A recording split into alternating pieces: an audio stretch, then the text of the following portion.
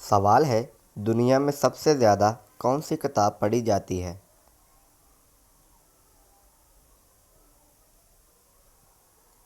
جواب ہے قرآن مجید۔ سوال ہے، قرآن مجید کی کل آیات کی تعداد کتنی ہے؟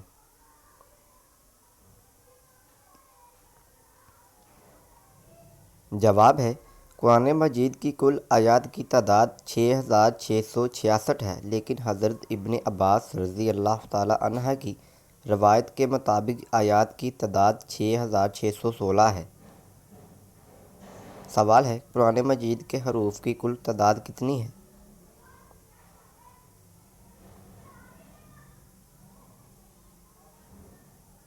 جواب ہے 3,23,671۔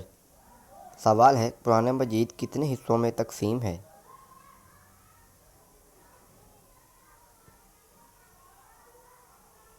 جواب ہے 3 حصوں میں۔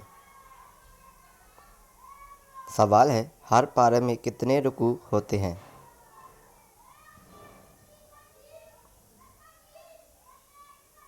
جواب ہے، ایک پارے میں 15 سے 20 تک رکوع ہوتے ہیں۔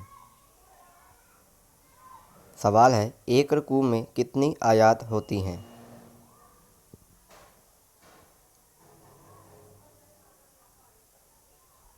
جواب ہے، ایک رکوع میں کم و بیش 10 آیات ہوتی ہیں۔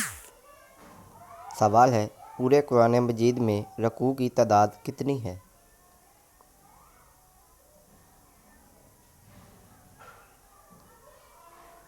جواب ہے 540۔ سوال ہے، قرآن مجید کی کل کتنی منزلیں ہیں؟